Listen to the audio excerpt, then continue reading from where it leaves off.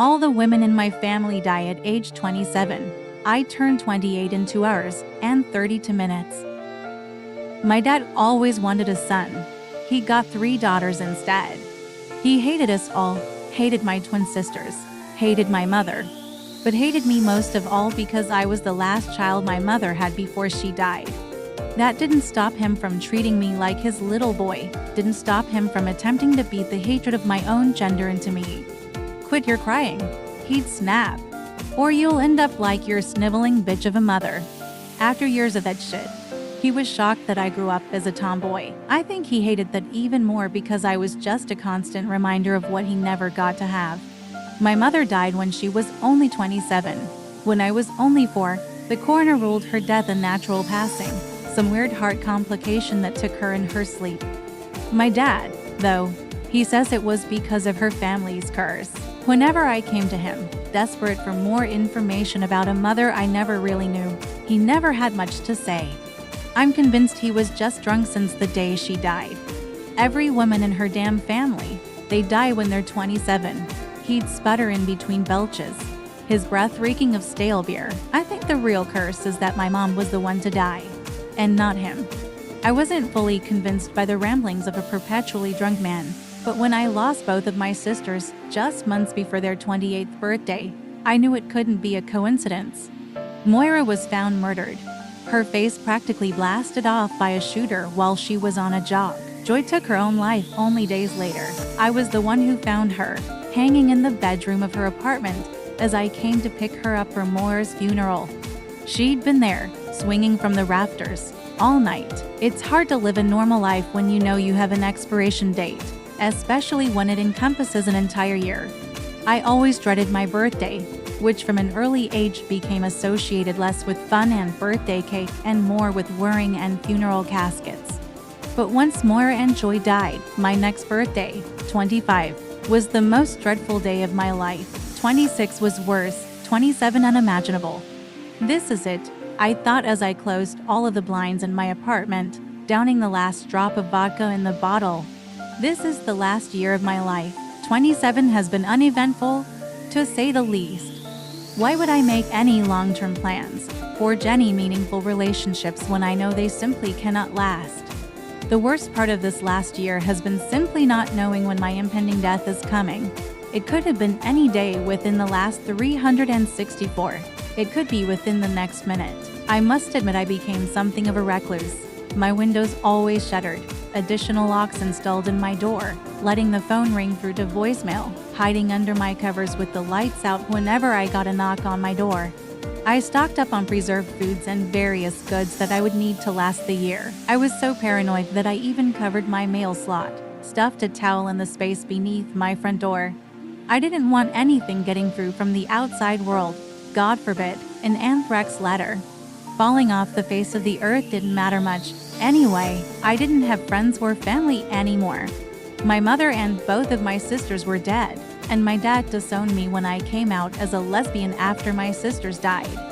I moved away and severed contact soon after. The night before my 27th birthday, I started getting these strange phone calls from a blocked number. I've always had anxiety about phone calls, so I just let it ring. The number kept calling at least once per day throughout the past year. Then the knocking started once a week at first, but it's only been getting worse, more frequent, and the pounding on my door more frantic each time, convinced it had something to do with my inevitable death. I've been driven mad by the unknown visitor, especially over the past week.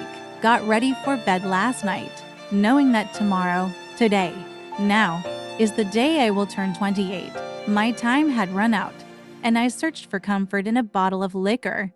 I didn't find it. I fell into bed, drunk and delirious, and prayed the morning wouldn't come, though I knew it would. I eventually got to sleep, but it was restless and unsatisfying. The kind of sleep where you feel like you have one eye open, always watching. That's why I was quick to wake when the door to my bedroom creaked open early in the morning, before the first sign of light. I shot up in my bed, glancing around my room in a frenzied panic, at first seeing nothing out of the ordinary other than the door, pushed slightly ajar. A closer look revealed something I'd missed, something that sent my heart racing, froze me to my core. 2 dark figures stood in the empty space behind the half-open door, unmoving. almost like a pair of statues, waiting, watching, wordless. Leave me alone. I squeaked, unable to move, paralyzed by their presence. Shadowy figures shuffled from behind the door, creeping slowly towards me in the dark. I knew this would be my life's end, my curse fulfilled, if I didn't act. Recalling self-defense methods, I flipped on the bedside lamp, reached for a knife duct taped under the table, a 27th birthday gift to myself, as soon as the light flooded the room, though I knew the blade would be of no use. My intruders were not a pair of assassins, not human ones, at least. In the yellow light of the lamp I discerned the identities of the dark figures. They were my sisters. Joy stood at the foot of my bed, pale in that same conservative black dress I'd found her dead in years ago, the one she'd picked out for Moira's funeral. Her head hung parallel to her shoulders, neck grotesquely bent from her hanging. Moira was a few steps behind her. I could only assume it was her, considering the severity of her injuries. She'd suffered a gunshot wound to the head, so brutal that we were not allowed to see her after her death, so intense that it had entirely disfigured her face. The lower half of her face had been reduced to a pit of gore, her jawbone barely attached on one side, her mouth mingled, with only several teeth remaining studded randomly throughout the mess. "Why are you here?" I cried, gathering my knees to my chest and holding them tight. Are you here to take me?" Joy made a feeble attempt to shake her head, the side of her face only brushing weakly against her shoulder. She waited several moments before putting one of her feet in front of the other, moving towards the side of my bed. As I recoiled instinctively, she slowed her pace. Moira trailed after her until they were both beside me. I whimpered as Joy leaned over me, her head flopping forward suddenly with the motion, neck cracking sickeningly. With her lips brushing against my ear, she whispered, She tried. Her speech was labored and wheezing, as if her vocal cords had nearly been shredded. "What do you mean, Joy?" I pleaded. Her lips moved against my ear once more, but no sounds came out despite a clear, strenuous effort.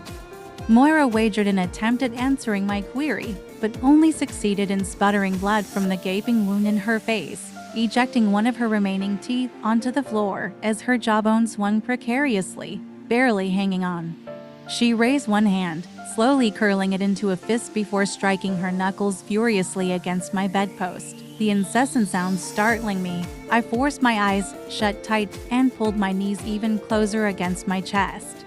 Moira's knocking seemed only to escalate in volume, seemed to go on forever, until, finally, it stopped. I cracked my eyes open to find that both of my sisters had vanished, that the light of early morning had begun to spill in through the slats of my blinds. It was just past 6 o'clock, the 7th of June, the day of my 28th birthday. I was born at 9:26 a.m. Once I learned of the curse, I burned the time of my ultimate expiration into my mind. I only had 3 hours and 16 minutes left to live, if I even had that long. Draping my covers over my head, I resolved to spend the rest of my life asleep. I figured I'd rather pass peacefully in my sleep like my mother did than to suffer a fate similar to my sister's. My plans were interrupted, however, by that damned knocking on the door. The interruption usually didn't come so early in the morning. I decided initially to ignore the strange visitor, but pulled the blankets back down soon after as a certain sense of familiarity struck me. The pounding on the door reminded me all too much of Moira's knocking just moments before. It easily could have been a trick of the curse, but something compelled me to approach the door. "What do you want?" I called from behind the barrier, clinging to the relative safety it provided. The reply came from an unfamiliar man's voice. "I just have a letter for you, miss. Just slide it under the door, and please leave." I returned, using my bare foot to remove the towel I used to block the small space beneath it. He deposited a bright yellow envelope under the door as I requested. I waited quietly for the sounds of receding footsteps before sliding on a pair of gloves to handle the letter. It was addressed to me, simply by first name and with no address. Carefully, I unsealed the envelope to reveal a birthday card. I hadn't received one in years. Bright, sparkling letters on the front formed the words, "Daughter, you're 27. I scoffed at this sick joke. I hadn't received a birthday card since I was a child, and my dad couldn't even get my birthday right. I didn't think he even knew my address. I cracked it open gingerly to read the message inside. Laura, if you're reading this, your father has killed me. Don't believe a thing he or the police say. I was not the target of a random attack. I did not die of natural causes, and I certainly did not commit suicide. I would never leave you if I had the choice. The truth is, I died is because I found the truth behind my family's curse and foolishly told your father. He was in on it the whole time, planted in my life by some secret society to eradicate me. To eradicate us. What we have is not a curse. It is a gift of immense power. The power to heal, but the power to harm just the same. We come into our power at the age of 28, a number associated with independence, leadership, and self-sufficiency. An age where we can handle the responsibility such a power inevitably comes with. It's a strong number, and you will come into great strength. Though you've always been a strong girl, I hope you've made it this far, but at the same time, I know you have. You were always a feisty little girl for the 4 years I had the pleasure of knowing you, of loving you. You never let anyone tell you what to think or do, especially not your father. Happy birthday, I love you, Mom. I closed the card softly, thinking on the strained words of my sister. Mom had tried to warn them, but they didn't listen. The pieces of the puzzle slid into place. My dad must have murdered Maura, and Joy ended her own life out of grief and the belief that she would inevitably be next. At the time of writing this, I only have 2 hours and 32 minutes until I officially turn 28.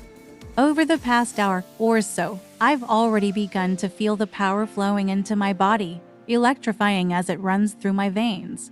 I will the towel to reposition itself under the door, and it does so, sliding across the floor on its own. I need to keep myself safe until 9:26. After all, I'm planning on surprising my father with a visit for my birthday.